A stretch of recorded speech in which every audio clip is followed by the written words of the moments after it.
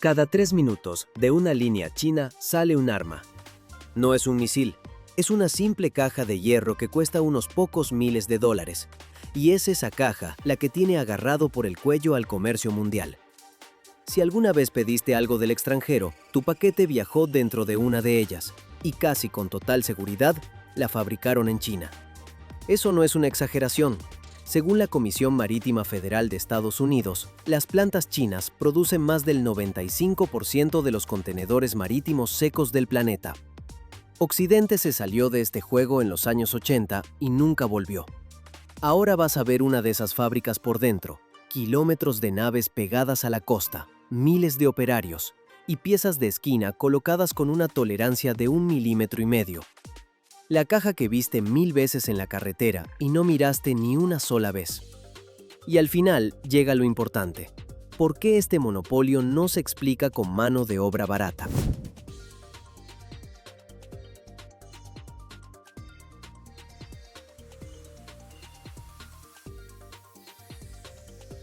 Todo esto se sostiene sobre una matemática despiadada.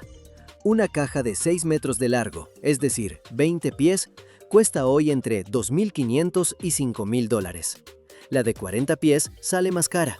Y solo hay una forma de ganar dinero con eso: estamparlas por centenares cada día, teniendo al lado acero barato, tu propia industria química y un puerto detrás de la valla. En Europa y en Estados Unidos, esa producción masiva prácticamente no existe. Así que la respuesta honesta a cuánto costaría fabricarlas allí es incómoda. Nadie lo sabe, porque allí no se fabrican. Hoy, cerca del 80% de la producción mundial está en manos de 3 empresas chinas. La mayor se lleva a ella sola más del 40% del mercado internacional. Sus principales accionistas son 2 navieras estatales que juntas controlan casi la mitad del capital. La segunda es directamente una división de un gigante naviero del Estado. La tercera es formalmente privada. Pero aquí los papeles explican mucho menos que el taller.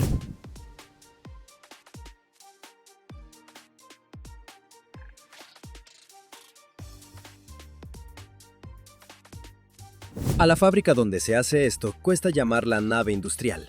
Es una franja de metal de varios kilómetros a lo largo de la costa, explanadas de bobinas de acero, líneas a cielo abierto, un ramal ferroviario propio. Aquí trabajan 3 o 4 mil personas, y un contenedor terminado sale de la línea cada 3 minutos, unos 480 al día. El mayor de estos grupos tiene 11 plantas como esta y una capacidad cercana a los 2 millones de contenedores al año. El ciclo empieza por el corte de la chapa.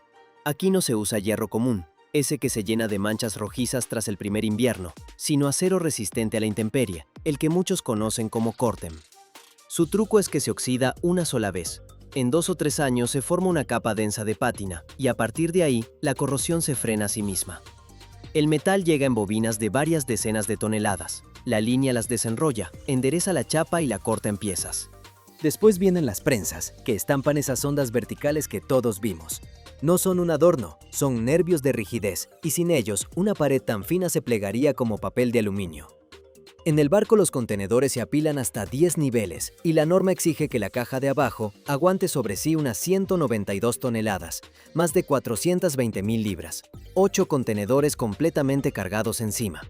La versión moderna subió el listón hasta las 213 toneladas.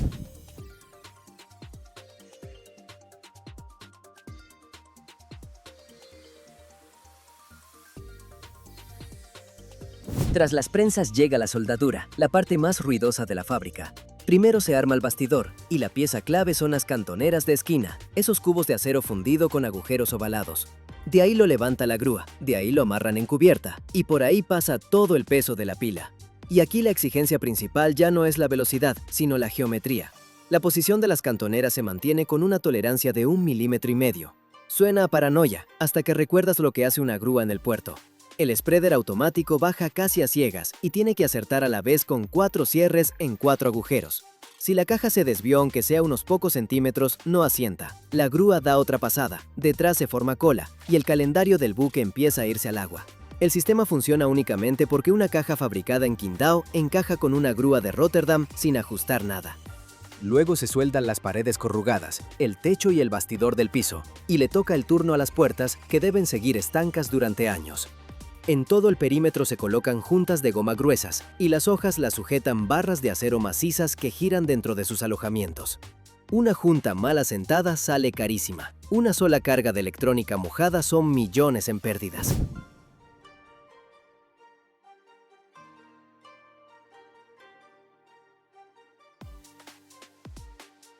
Después la caja pasa al taller de pintura, probablemente la etapa más subestimada. El contenedor va a pasar su vida entera en el ambiente más agresivo que existe. Sal, ultravioleta, cambios constantes de temperatura y agua empujada por el viento. Primero lo meten en una cabina de granallado, donde millones de bolitas de acero golpean el metal a presión y arrancan la cascarilla, el óxido y la grasa. Queda una superficie rugosa y a esa rugosidad se agarra el recubrimiento. Luego los robots pulverizadores aplican una imprimación rica en zinc, que puede llevar hasta un 80%. No funciona como película protectora, sino como sacrificio. En ambiente salino, el zinc se oxida en lugar del acero. Encima va un esmalte de poliuretano elástico que aguanta los golpes y el sol. Hace apenas 10 años, todo esto se hacía con pinturas de disolvente orgánico, y los vapores de esos talleres aportaban una parte nada despreciable del smog industrial. China cerró ese asunto por la vía regulatoria.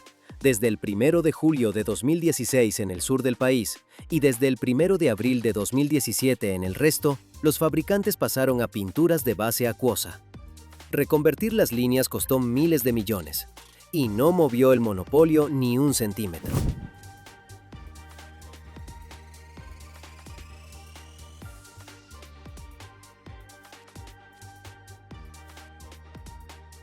El final es el piso. Contrachapado multicapa de maderas tropicales duras, normalmente Kerwin y Apitón, de unos 28 milímetros de espesor.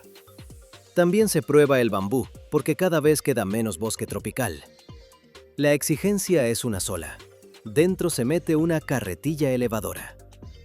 El ensayo normativo presiona el entarimado con una rueda cargada con 2,5 toneladas, cerca de 27.000 newtons, y la madera tiene que aguantarlo sin ceder. Después el contenedor recibe su pasaporte, marcado, placa con su número y un identificador con el que lo reconocerán en cualquier puerto. Y solo entonces llegan los ensayos. Se comprueba la estanqueidad siguiendo la norma internacional, se riega con agua y se buscan filtraciones, y parte de la serie pasa por un detector ultrasónico que caza lo que el ojo no ve. La geometría se controla bajo carga. ¿Apareció una rendija? De vuelta a soldadura. Entonces, ¿en qué consiste el secreto del monopolio? No está en los sueldos. Allí la soldadura la hacen robots desde hace mucho, y la mano de obra barata dejó de ser el argumento principal hace unos 10 años. El secreto está en la geografía. La acería está a pocos kilómetros de la fábrica, la planta de pintura en el mismo polígono, el puerto detrás de la valla. El acero que salió por la mañana del laminador por la tarde ya es una pared corrugada y al día siguiente va sobre la cubierta de un buque. Nadie transporta piezas por medio planeta cuando su competidor lo monta todo en 10 kilómetros a la redonda. La geografía dio el monopolio y el monopolio dio la tentación. En mayo de 2026, el Departamento de Justicia de Estados Unidos presentó cargos contra los 4 mayores fabricantes de contenedores y 7 de sus directivos, por concertación de precios y contención artificial de la producción entre 2019 y 2024. Por ahora son cargos, no una sentencia, y las empresas los niegan. Pero esa acusación no desmiente la geografía, la confirma. Quien monta la caja a 10 kilómetros del puerto también acaba poniéndole precio. Esa caja que viste 1000 veces en la carretera transporta carga más de 10 años y después sobrevive otros 30 convertida en almacén o en vivienda. La pieza más barata de un sistema que sin ella no existiría.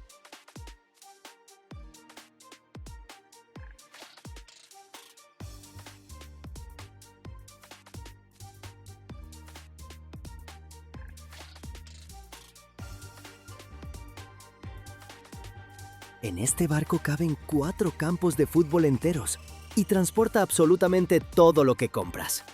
Imagínatelo un segundo. Un buque de 1/4 de kilómetro de largo, casi 400 metros, es decir, unos 1.300 pies, alto como un edificio de departamentos, avanzando por el océano con una carga que ella sola alcanzaría para abastecer a todo un país pequeño. Solo existe un puñado de estos rascacielos flotantes, porque construirlos sale caro, es riesgoso y técnicamente complicadísimo. Si algo sale mal durante la soldadura del casco o en el motor gigante, esto no es un tractor descompuesto. Es un evento capaz de frenar las cadenas de suministro de millones de personas.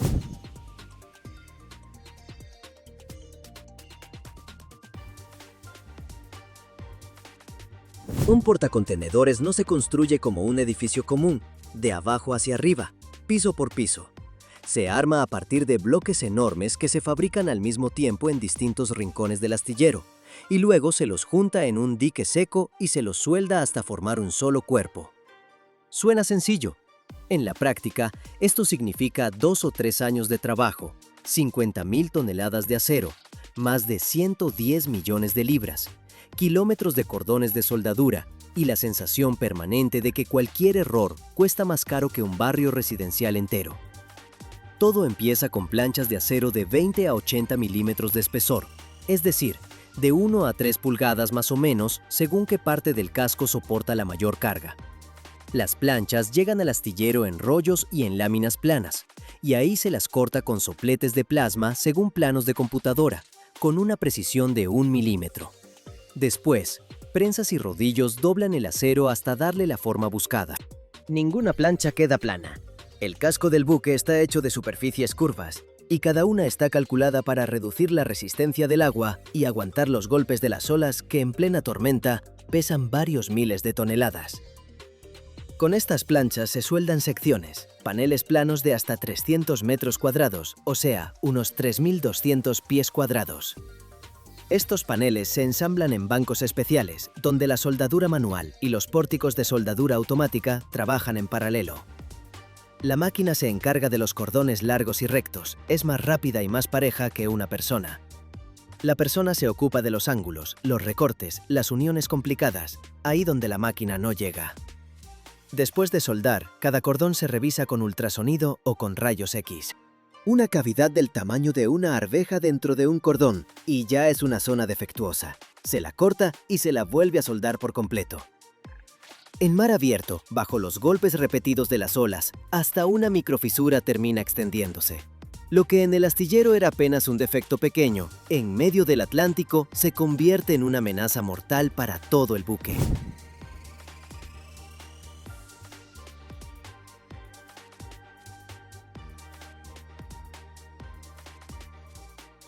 Con los paneles se arman bloques, secciones tridimensionales del casco de 300 a 600 toneladas cada una, o sea, de 600.000 a más de 1.300.000 libras.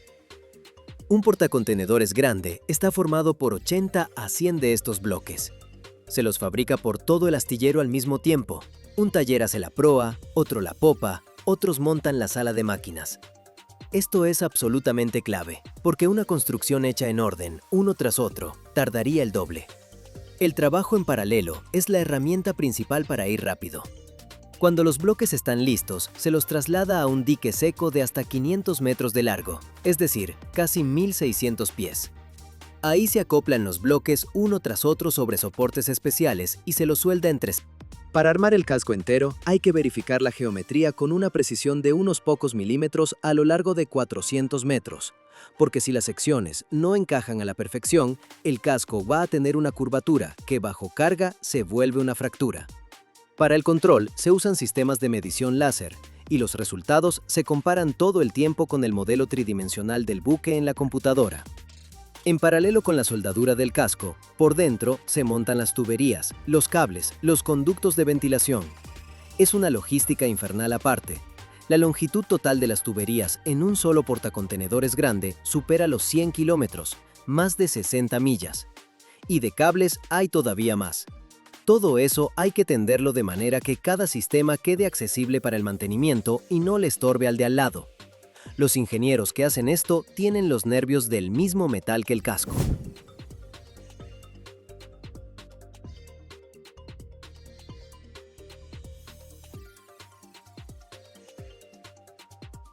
El motor se instala como un bloque aparte, y es una operación en sí misma. El motor principal de un portacontenedores grande pesa de 2 a 3 mil toneladas, es decir, de 4 a casi 7 millones de libras. Se lo arma en la fábrica del fabricante, se lo entrega en partes y se lo monta en la sala de máquinas mientras el casco todavía está en el dique. El eje de la hélice es una barra de metal de una sola pieza, con un diámetro de hasta 90 centímetros, casi 3 pies, y de varias decenas de metros de largo. Para que no se doble bajo su propio peso y el de la hélice, se lo monta con precisión micrométrica sobre su eje, una desviación de más de 10 milímetros, o sea, menos de media pulgada, a lo largo de todo el eje es inadmisible. Cuando el casco está soldado y los sistemas principales instalados, se llena el dique seco con agua. El buque flota por primera vez, y ese es el momento en que los ingenieros descubren si la flotabilidad se calculó bien. Si el cálculo es exacto, el buque queda parejo en el agua, sin escora.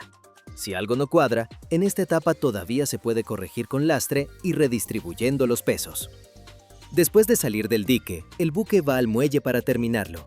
Ahí se instala la superestructura, los equipos de navegación, los sistemas de seguridad, la terminación de las zonas habitables. Son unos meses más de trabajo. La etapa final son las pruebas de mar.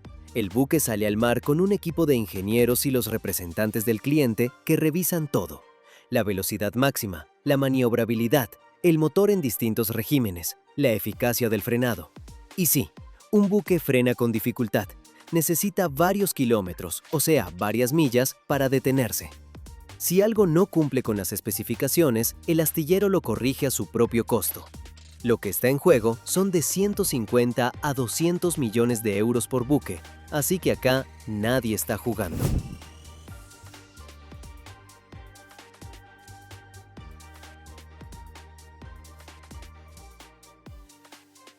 Los astilleros más grandes del mundo están en Corea del Sur, China y Japón. Construyen varios de estos buques al mismo tiempo, en distintos diques, en distintas etapas de avance.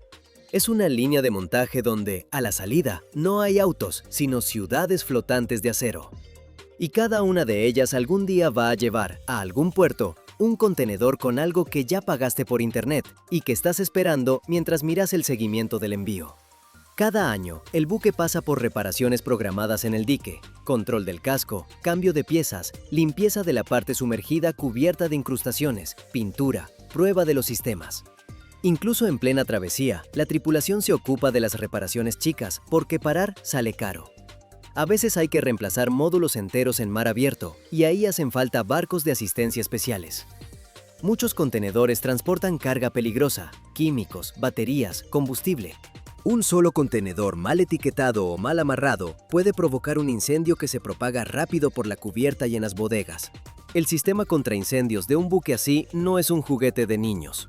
Espuma, agua, válvulas y compartimentos especiales, barreras de aislamiento. Pero la mejor forma de evitar la catástrofe es prevenirla en tierra. Un buen embalaje y un buen etiquetado. El costo de construir un buque así puede llegar a cientos de millones de euros. Después vienen los gastos de tripulación, combustible, seguro, las tasas portuarias, el mantenimiento. Alquilar un lugar en el buque es un regateo donde cada contenedor tiene su precio, y ese precio depende de la demanda. Cuando la demanda es alta, el transporte es caro. Cuando es baja, las navieras cargan con las pérdidas. Y algo más. Estos buques trabajan en una red global. Así que cuando se corta un eslabón, el golpe lo reciben los proveedores, las tiendas y los consumidores finales.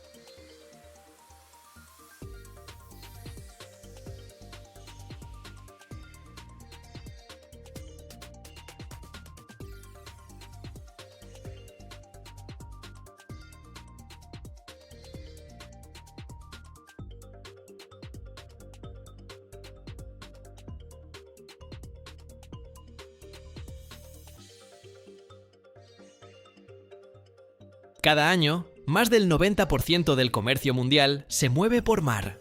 Pero pocos se imaginan que detrás de esto hay auténticos monstruos de metal que pesan cientos de toneladas. Hoy vamos a entrar en una de las fábricas más grandes de Europa, donde nace el corazón de los gigantescos portacontenedores, un motor de más de 100.000 caballos de fuerza. Imagínate esto, un molde del tamaño de un edificio, metal fundido a más de 1450 grados, y solo 2 minutos para crear una pieza que vale millones de euros. Pero lo más increíble viene al final. Vas a descubrir qué secreto tecnológico permite que estos motores funcionen durante años en medio del océano sin parar. Créeme, una escala así nunca la has visto.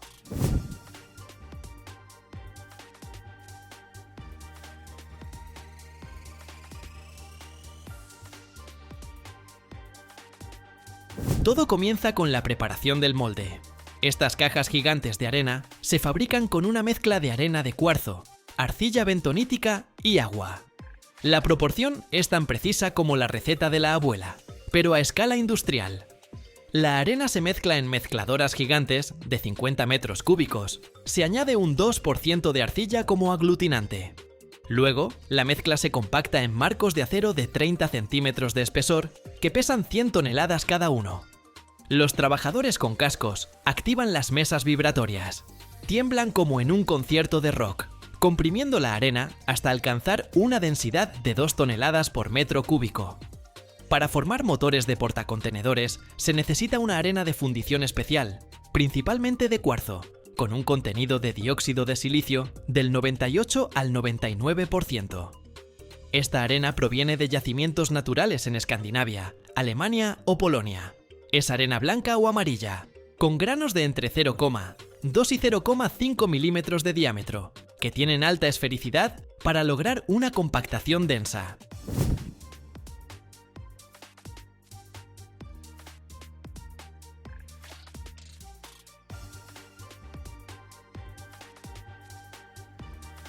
En las grandes fundiciones, hasta el 70% de la arena es reciclada de coladas anteriores. Se limpia, se tamiza con separadores magnéticos, se enriquece con arena nueva y se prepara para volver a usarse. Algunas empresas importan arena premium de Estados Unidos o Australia para los pedidos más exigentes. La arena se mezcla con arcilla bentonítica en un 2 o 3% y agua en un 3%, y la planta produce hasta 100.000 toneladas de esta mezcla al año. En el centro del molde dejamos el modelo del bloque del motor, una copia de madera o resina del bloque de cilindros con canales para aceite y agua. El modelo se fabrica en fresadoras, con precisión de 1/10 de milímetro. Alrededor se forma el macho de arena, el que crea las paredes internas de 4 metros de altura. El macho se hornea a 250 grados para que mantenga la forma durante el vaciado. Toco este molde. La arena está dura como el concreto, pero con olor a arcilla fresca.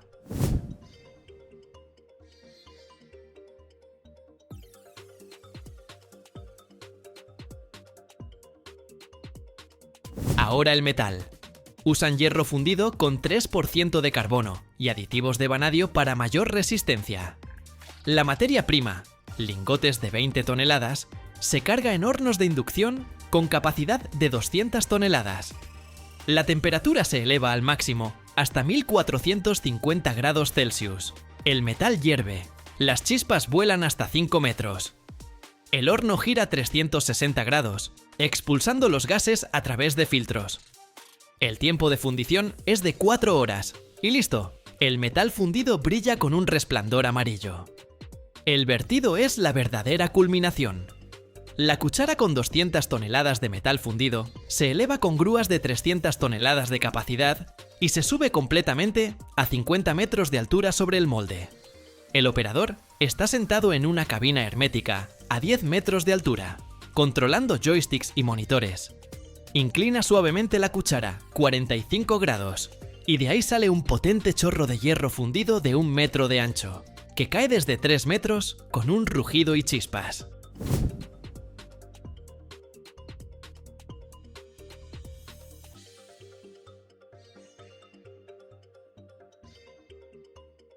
El llenado del molde dura exactamente 2 minutos. El metal cubre una superficie de 100 metros cúbicos, penetrando todos los canales y núcleos. La temperatura en la superficie del metal fundido es de 1450 grados. En el centro del molde se dispara instantáneamente a 2000. El metal sisea al contacto con la superficie húmeda de arena. El vapor sale en densas nubes hasta 5 metros de altura, iluminadas por reflectores. El aire se llena del olor a hierro al rojo vivo, y los sensores registran el flujo, 200 toneladas por minuto. Inmediatamente, cubren el molde con una tapa de acero de 50 toneladas. La bajan con otra grúa con precisión milimétrica. La tapa sella la estructura, evitando la oxidación. Comienza el enfriamiento controlado. Alrededor del molde activan camisas de agua, tubos que hacen circular miles de litros de agua refrigerada a 6 bares de presión. La mayor intensidad va en la parte superior. Los primeros 30 minutos bajan 100 grados para evitar el choque térmico.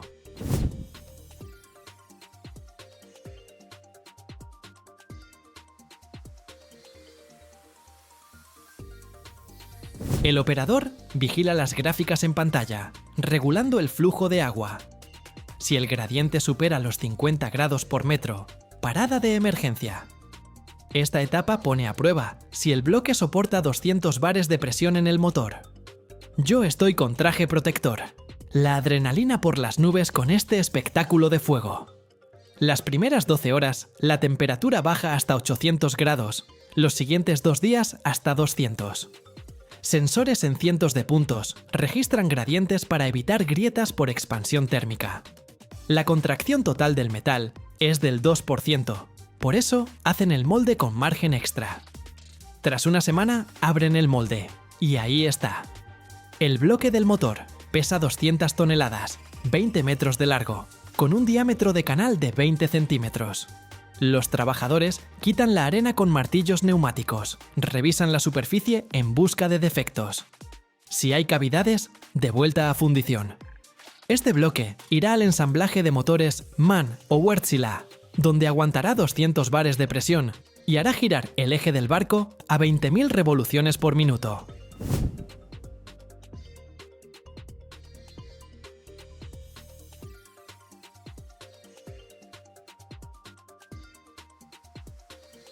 Veo cómo lo lavan, lo pintan con anticorrosivo y lo marcan. El número de serie lo graban con láser. Estos motores impulsan los barcos que transportan el 90% del comercio mundial. Un solo bloque cuesta millones de euros. El ciclo de producción dura 2 meses. En la fábrica, 150 personas trabajan en estos moldes todos los días. Si vieran cómo se vierte el metal, la adrenalina se dispara. Las estadísticas de fundición de bloques de motor para portacontenedores subrayan la magnitud de este proceso. La flota mundial de portacontenedores cuenta con más de 6.000 buques con capacidad desde 10.000 TEU, con motores de más de 100.000 kilovatios instalados en alrededor de 5.000. Cada uno de estos motores tiene un bloque que pesa entre 200 y 300 toneladas, con una longitud de 20 a 25 metros. Las fábricas productoras, principalmente en Finlandia, Alemania y Corea, funden entre 200 y 500 bloques al año.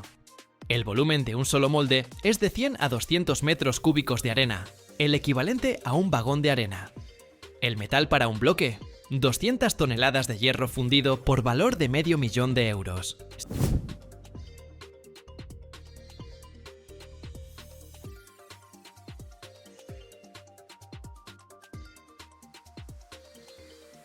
Temperatura máxima de fundición, 1450 grados Celsius. Tiempo, 2 a 3 minutos. Velocidad de flujo, 100 toneladas por minuto.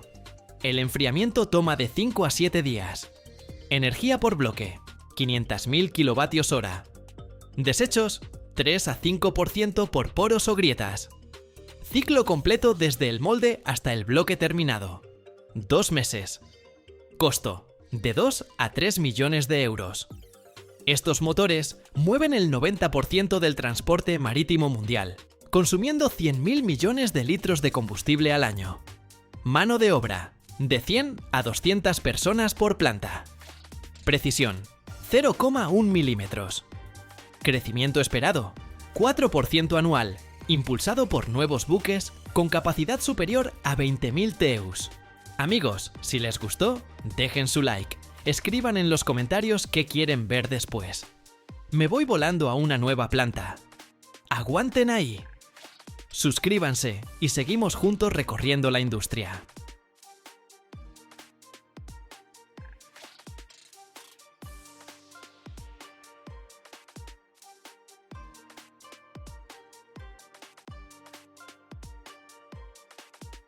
Este dinosaurio de hierro, con la altura de un edificio de 25 pisos, pesa 800 toneladas. Y ahora mismo lo están cortando en pedazos directamente en el puerto. Un corte mal hecho y aplasta la mitad de los muelles junto con la gente. Las tijeras hidráulicas presionan con la fuerza de miles de toneladas. Las vigas de acero crujen como espagueti seco en las manos de un estudiante hambriento. Los sopletes de oxígeno queman a 3000 grados.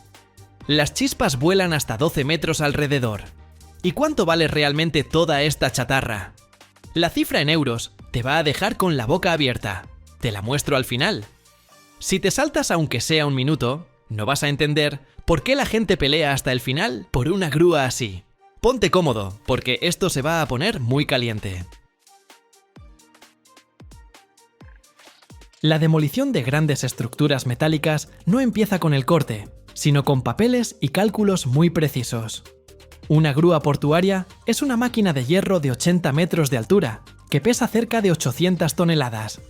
Si simplemente empiezas a cortarle una pierna, no va a caer donde tú quieres, sino que va a aplastar media mitad del puerto en su caída.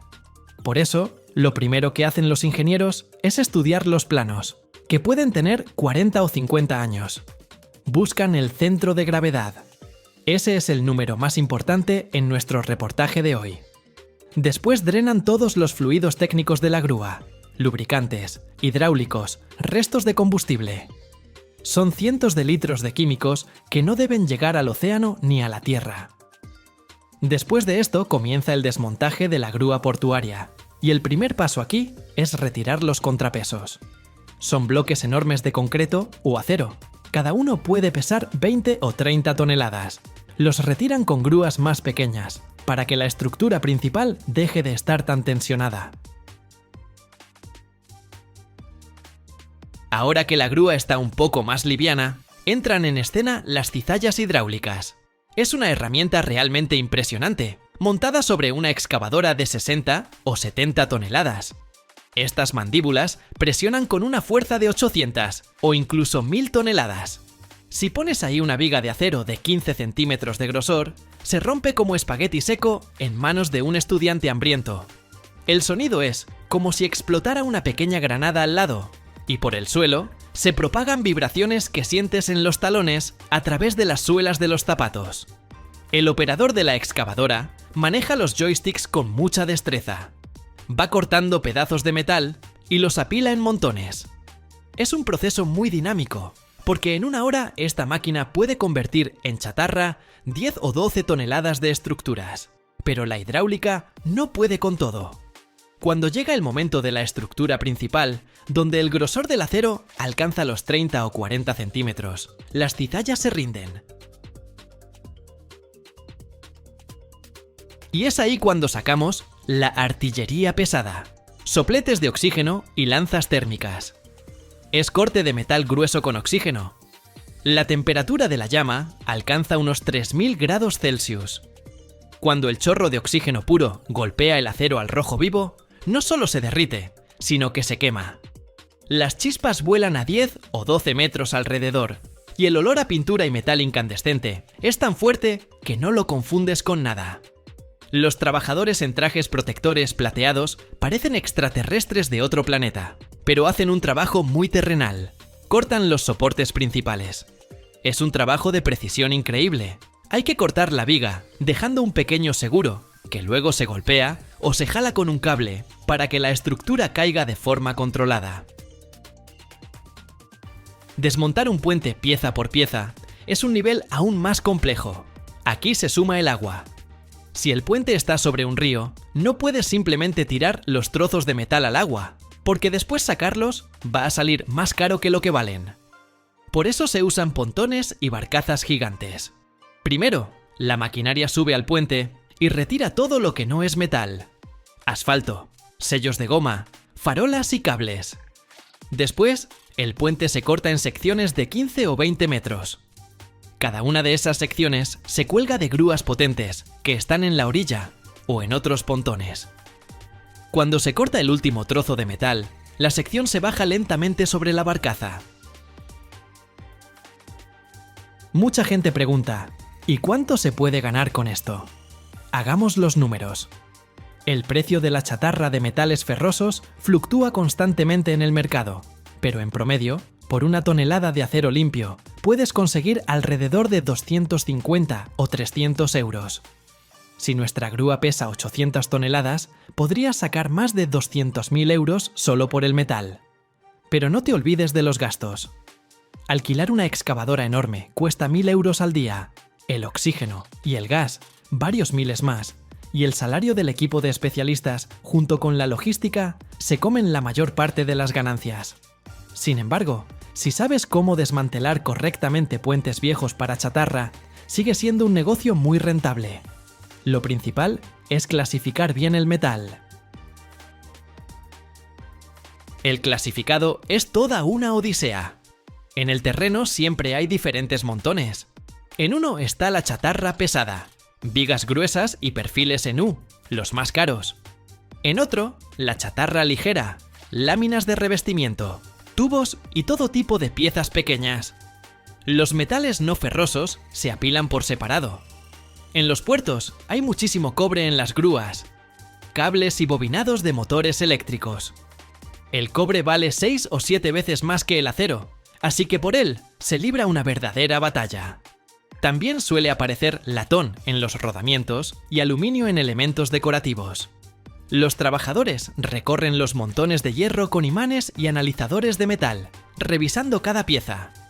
Si por error tiras un pedazo de hierro fundido en el montón de acero, en la planta no te van a dar palmaditas en la cabeza, porque eso arruina la calidad de la nueva fundición.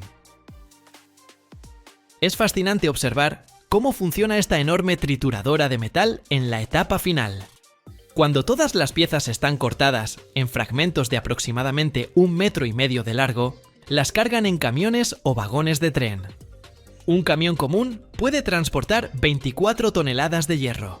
Es decir, para llevarse nuestra grúa portuaria se necesitarían más de 30 viajes. Es una operación logística enorme que dura semanas. Luego ese hierro va a la planta metalúrgica. Allí lo lanzan al horno, donde la temperatura alcanza los 1600 grados. Después de unas horas, el antiguo puente se convierte en un líquido ardiente, con el cual luego harán varillas para nuevos edificios o piezas para máquinas modernas. Por cierto, hablando de seguridad, aquí es la religión número 1. En la planta no verás a nadie sin casco, gafas y calzado especial, con puntera de acero. Si te cae en el pie incluso un pequeño pedazo de hierro de 10 kilos, sin ese calzado te quedas sin dedos. Todas las zonas de corte están valladas, porque las chispas del soplete de oxígeno pueden quemar la ropa fácilmente o provocar un incendio. Hay personal que vigila constantemente que nadie esté parado bajo una viga que están a punto de cortar. Suena un poco aburrido en el papel, pero en la vida real salva vidas todos los días. Gracias por acompañarme en este recorrido.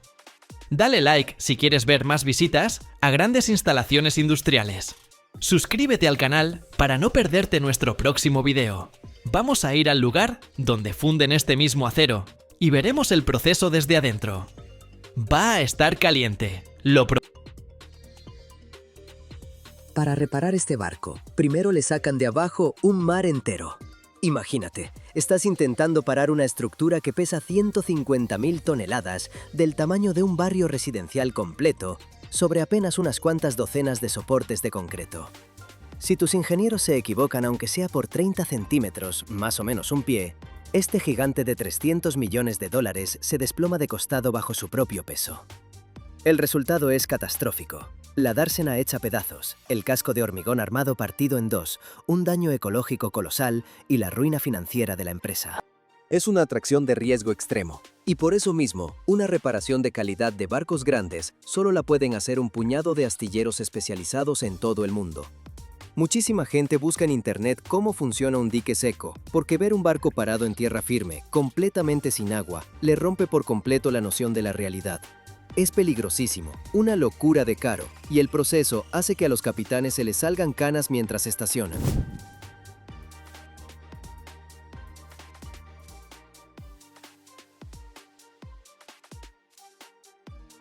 Vamos a entender con qué empieza esta descomunal operación de ingeniería.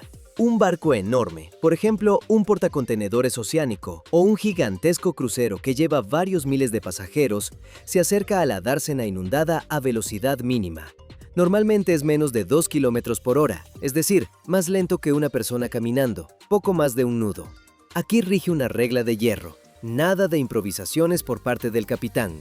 Si enciende sus propias hélices a máxima potencia, la ola submarina se lleva por delante las paredes de hormigón armado de la instalación. Por eso el mando pasa por completo a unos remolcadores de puerto, pequeños pero increíblemente potentes. Esos remolcadores meten el barco con precisión de cirujano. A los costados vigilan el proceso decenas de señaleros que transmiten datos al puente de mando cada segundo. Meter el barco al dique se parece muchísimo a intentar empujar un enorme sofá de 3 plazas por la puerta angosta de un ascensor, solo que tu sofá mide 300 metros, casi 1000 pies, y pesa millones de kilos. Cuando el barco por fin queda en su sitio, tras su popa se cierran unas compuertas de acero descomunales. Ahora el barco está encerrado en una gigantesca caja de concreto. El siguiente paso es el mantenimiento, que exige vaciar por completo la dársena. En el fondo de este dique seco se colocan de antemano los llamados picaderos, unos bloques especiales, soldados en acero y cubiertos de gruesos tablones de roble. No se ponen al azar, sino exactamente según los planos de ingeniería de ese barco en concreto. Y es que el fondo del barco tiene sus secretos: zonas de rigidez, tanques de combustible y puntos frágiles del forro. Si apoyas el barco mal sobre los soportes, su propio peso perfora el fondo de acero y millones de litros de combustible se derraman hacia afuera. Unas potentes bombas diésel y eléctricas empiezan a devolver el agua al océano. La velocidad impresiona. En una sola hora, estas estaciones de bombeo son capaces de expulsar miles de metros cúbicos de agua. Mientras el nivel baja despacio, el barco se va asentando más y más abajo. En ese momento crítico bajan al agua los buzos industriales. Trabajan en oscuridad y turbiedad absolutas, comprobando con las manos si la quilla se apoya pareja sobre los cojines de madera. Es un trabajo de un riesgo increíble. Si el barco se desplaza de golpe aunque sea 1 centímetro, el buzo queda aplastado al instante bajo una pared de hierro de varias toneladas.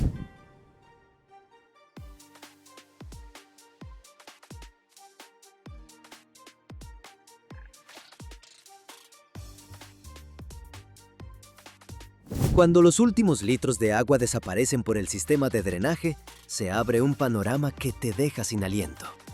Ante nosotros aparece una verdadera ciudad submarina que ahora quedó por completo en tierra.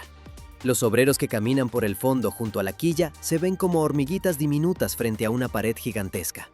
Lo primero que salta a la vista y exige intervención inmediata es el estado espantoso de la parte baja del casco. Tras varios años de navegación continua en aguas tropicales o polares, el acero se cubre de una cantidad increíble de percebes, moluscos pequeños y algas espesas.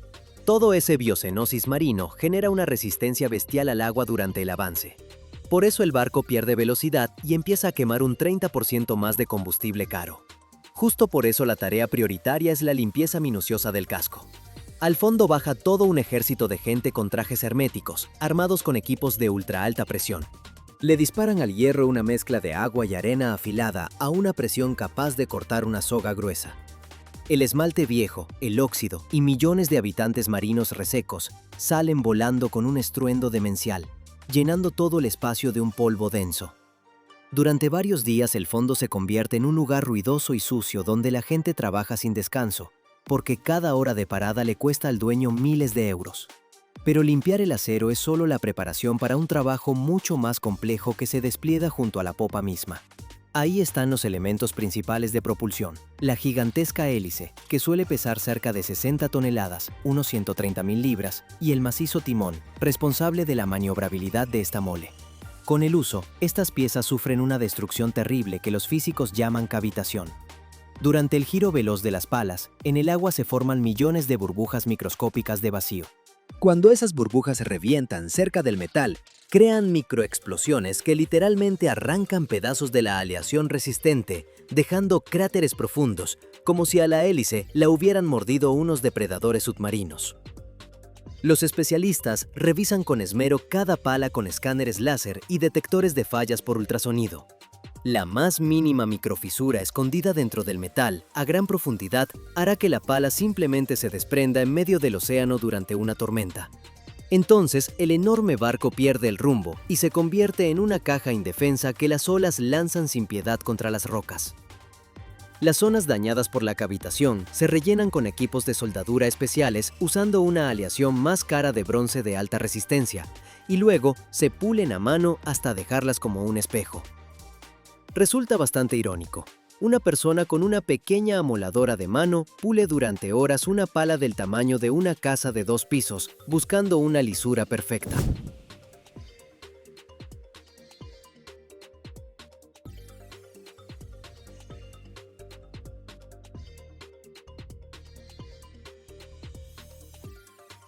Atención y reparación aparte exigen los propulsores de proa, ubicados en la parte delantera del barco. Son unas hélices especiales, escondidas en túneles que atraviesan el casco por debajo de la línea de flotación. Ayudan a los barcos gigantescos a girar en el espacio reducido de los puertos modernos sin ayuda de remolcadores. Como esos túneles funcionan igual que unas aspiradoras gigantes, ahí adentro se mete sin parar toda clase de basura oceánica. Pedazos de redes de pesca viejas, bidones de plástico, troncos gruesos y a veces animales marinos grandes. Las redes se enredan en los ejes y destrozan los sellos de goma, y por eso el aceite de la caja reductora empieza a fugarse al mar, provocando multas enormes por contaminación. Los ingenieros tienen que desmontar por completo estos conjuntos, cambiar rodamientos que pesan varios cientos de kilos e instalar nuevas rejillas de protección. En paralelo, en el fondo del dique hierve el trabajo de recambio de las tomas de mar. Son unas válvulas enormes y tuberías de titanio, a través de las cuales el barco toma agua del mar sin parar para refrigerar sus colosales motores diésel, los generadores y para el funcionamiento de los sistemas contra incendios. Si una válvula así se oxida o se traba en posición abierta después de salir a mar abierto, el agua empieza a entrar a chorros dentro del casco a una presión enloquecida. El barco simplemente se hunde en unas horas, y ninguna bomba interna podrá salvar la situación. Por eso cada una de esas válvulas se desarma hasta el último tornillo, se le cambian todas las piezas internas, se le da una capa protectora y se prueba bajo alta presión hidráulica. Por eso una etapa en apariencia tan sencilla como parar un barco en el dique, en realidad es una de las operaciones más difíciles y arriesgadas de toda la ingeniería mundial.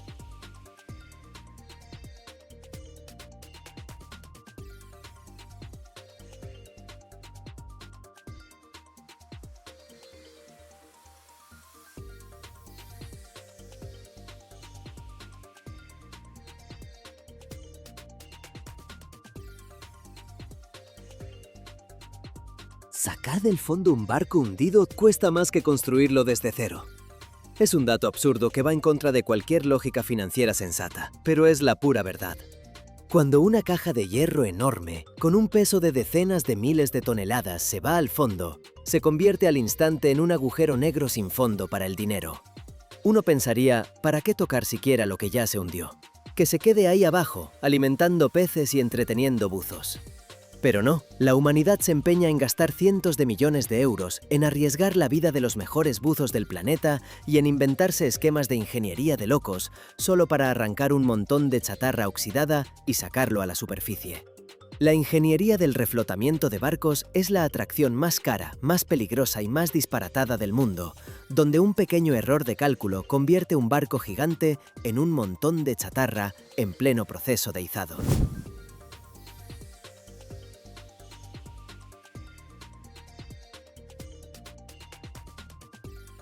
La razón principal por la que estas operaciones descomunales llegan a hacerse es el terror ecológico y el bloqueo de las rutas marítimas.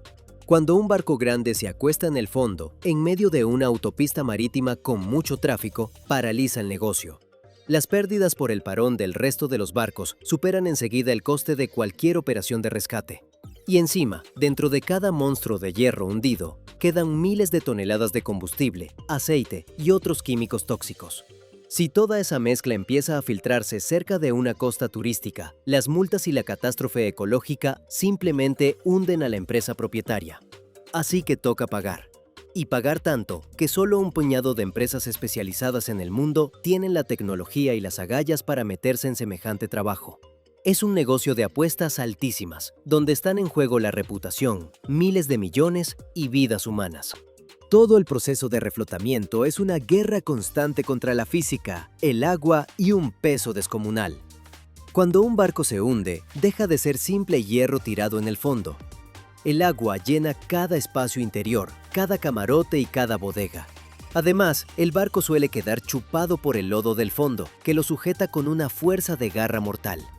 Ese efecto de succión contra el fondo es tan brutal que los ingenieros tienen que aplicar una fuerza que multiplica varias veces el peso limpio del propio barco solo para despegarlo del lecho marino. La hidrodinámica y las leyes de Arquímedes a esa profundidad empiezan a jugar en contra de la gente. Si intenta simplemente tirar del barco hacia arriba con grúas potentes, los cables de acero, gruesos como la pierna de una persona, revientan como hilos podridos y el casco se parte en varios pedazos.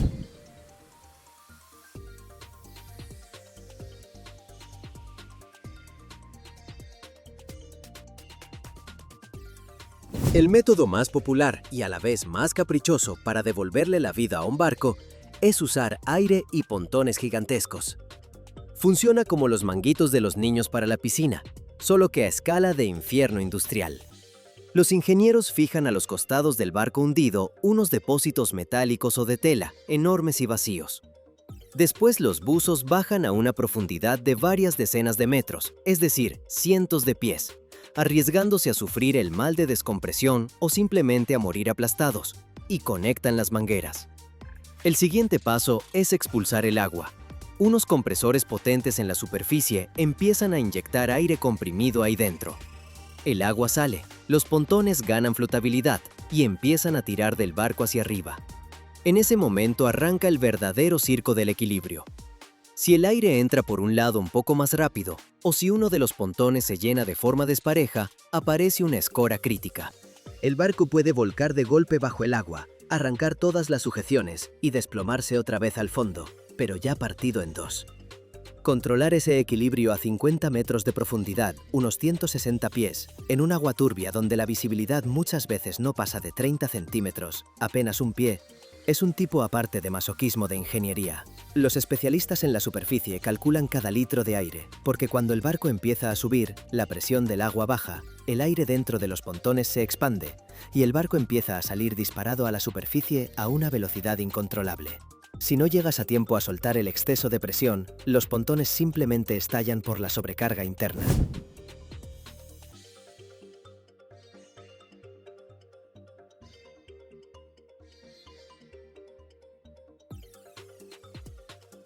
Cuando el barco es demasiado grande o está tan dañado que subirlo entero es imposible, los ingenieros sacan su herramienta favorita y más radical: sierras gigantes. El método de cortar barcos hundidos se ve épico al máximo y absurdo a la vez. En lugar de delicadas grúas de izado, se usa un cable de acero especial con elementos de altísima resistencia que se pasa por debajo del casco del barco. Dos barcos potentes en la superficie empiezan a arrastrar ese cable de un lado a otro, trabajando como una sierra manual descomunal. Este proceso dura días y semanas. El cable literalmente desgasta los gruesos costados de acero, las cubiertas y los mamparos internos del barco, cortándolo en varios trozos limpios de varios miles de toneladas cada uno. Este método, aunque se vea brutal, reduce muchísimo los riesgos. Levantar 5 trozos sueltos de un barco es bastante más sencillo que intentar sacar una única estructura siniestrada enorme que se cae a pedazos. Pero aquí hay su truco.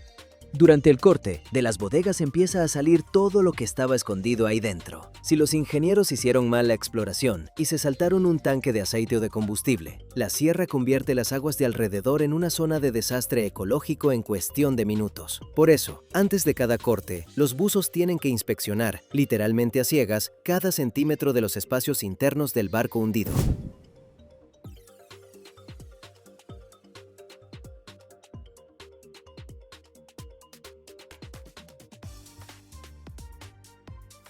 Un punto aparte en esta lista de locuras marinas lo ocupa el factor humano.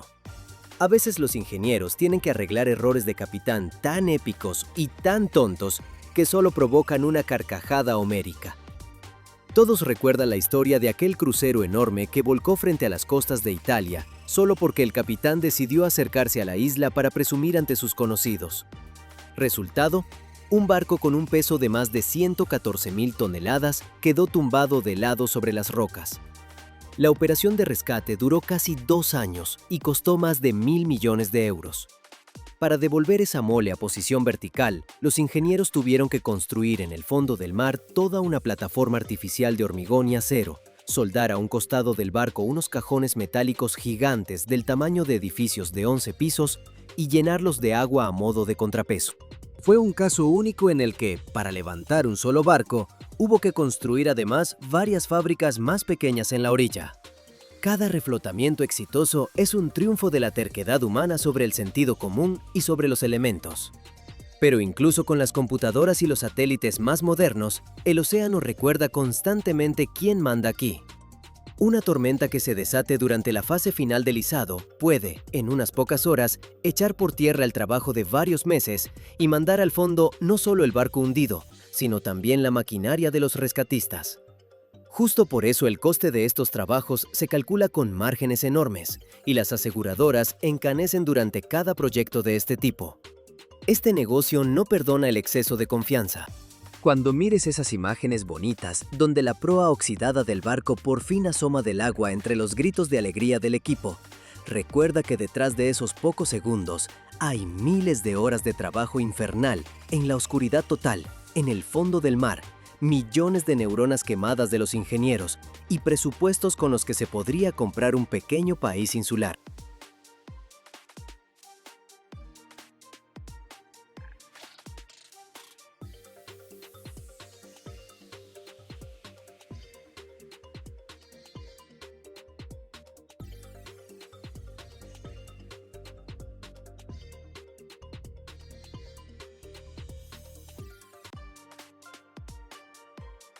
A este gas lo comprimen 600 veces y lo transportan cruzando el océano dentro de un termo del tamaño de un estadio. Y no es una metáfora. El gas natural que quemas en la hornalla de tu cocina lo enfrían hasta menos 162 grados Celsius, es decir, unos menos 260 grados Fahrenheit, y se encoge hasta volverse una gotita de lo que era, se vuelve líquido. Después lo cargan en buques metaneros con una capacidad de hasta 250.000 metros cúbicos y lo llevan cruzando el Atlántico o el Pacífico, hasta donde no hay gasoductos, donde nunca los hubo y donde por un buen tiempo tampoco los habrá. Esto es el gas natural licuado, y es justamente él quien decide hoy si habrá calor en las casas europeas este invierno y cuánto cuesta la electricidad en Japón. Un solo buque transporta tanta energía como la que una ciudad europea mediana consume en varias semanas. Y si algo sale mal con el control de temperatura, las consecuencias se notarán incluso desde la costa.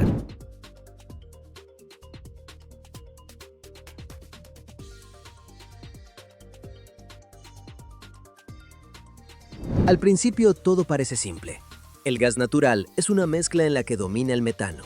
En su estado normal, ocupa muchísimo lugar, como el aire dentro de una habitación. Para transportarlo de forma económica, hay que comprimirlo hasta una presión en la que cada metro cúbico se vuelve diminuto, o forzarlo a volverse líquido. Para los largos viajes marítimos, se eligió la segunda opción, el gas natural licuado. Licuar significa enfriar el gas hasta unos menos 160 grados Celsius, alrededor de menos 256 grados Fahrenheit. El proceso se parece a una larga cadena de máquinas, tuberías y válvulas inteligentes.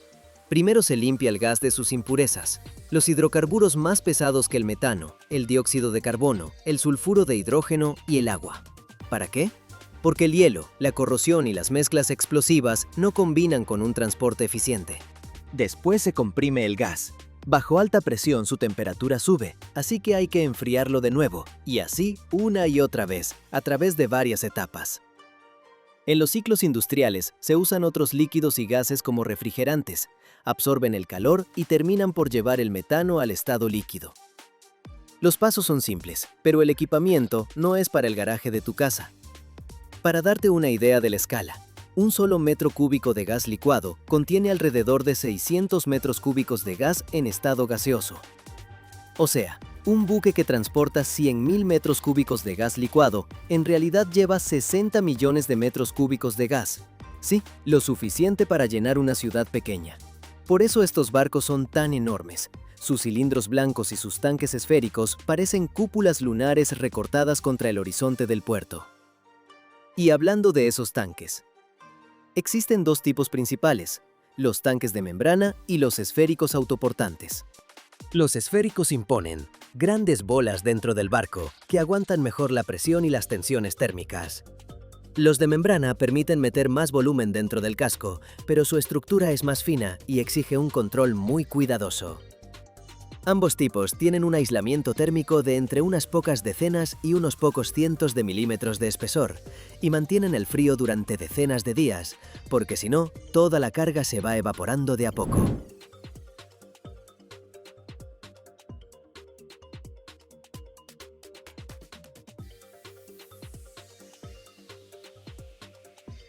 El metano no solo es inflamable, en su estado natural es incoloro y no tiene olor, y hasta el error más chiquito puede convertir un buque entero en una fuente de catástrofe. Por eso a bordo se instalan sistemas de detección de fugas, de enfriamiento de emergencia, sensores magnéticos y térmicos, y válvulas automáticas capaces de aislar un compartimento en segundos. La tripulación se entrena en simuladores y en escenarios de accidente bien reales. Pero el verdadero peligro no es la explosión, sino la nube. Si el gas líquido se escapa y se evapora de golpe, forma una nube fría y densa que puede correr kilómetros pegada al suelo y prenderse fuego con una sola chispa. Ahí las consecuencias superan a cualquier película catástrofe. Y encima, mezclado con el aire en cierta proporción, se vuelve explosivo. Justamente por eso, alrededor de las terminales y de las zonas de carga se arman zonas de amortiguación y se prohíbe el fuego al aire libre, los aparatos eléctricos sin protección antideflagrante y hasta fumar. El frío es el otro enemigo. Para mantener esos menos 160 grados, el buque necesita un sistema complejo de gases inertes, de circulación y de monitoreo permanente. Las tensiones térmicas pueden deformar el metal, las válvulas se congelan y el aislamiento puede dañarse durante una tormenta. Imagina un barco en medio del océano. En la bodega, menos 160 grados Celsius. Afuera, más 30.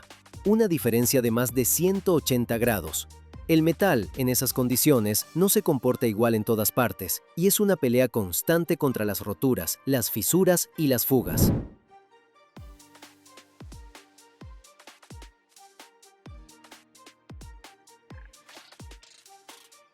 El gas licuado es caro de producir, pero la infraestructura es todavía más cara. Construir una planta de licuefacción se cuenta en miles de millones de euros. Claro que las empresas hablan de recuperar la inversión en unos años, pero los inversores miran con atención.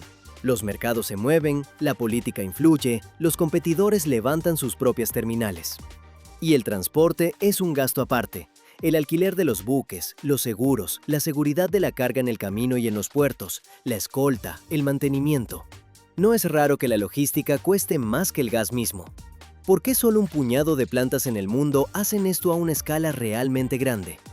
Porque la tecnología y las inversiones son costosas y complicadas. Hacen falta puertos especiales, grandes superficies para las tareas de carga y descarga, mano de obra calificada y permisos ambientales. Sámale la política, porque el suministro de energía suele volverse una palanca diplomática y obtenés una mezcla que no le abre a nadie las puertas del mercado en un solo año. Incluso la construcción de una sola terminal grande puede llevar años, a veces más de 5 años, desde los planos hasta las primeras entregas. Así que nos sorprende que los jugadores en este juego sean tan pocos. Y para que en este canal los suscriptores no sean pocos, toca el botón que corresponde debajo del video, por favor, y seguimos.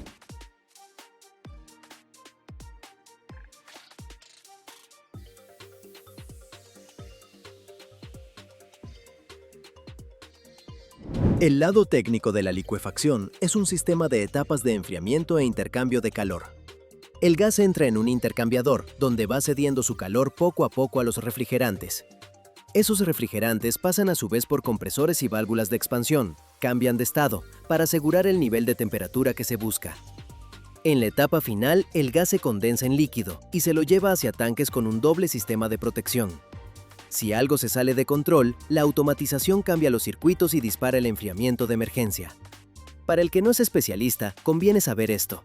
En los ciclos industriales se usan seguido varios modos de enfriamiento uno detrás del otro, y cada uno se hace cargo de temperaturas cada vez más bajas. Es como una escalera, donde cada escalón tiene su propio refrigerante y sus propias reglas.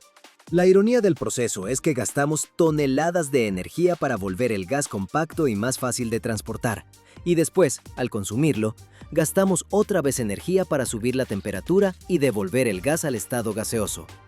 Muchas veces una parte de esa energía se pierde, y una parte de esta economía es un equilibrio astuto. Construir las plantas cerca de los lugares de extracción o cruzar de un continente a otro. Lo deciden la política, el clima y los precios de la energía.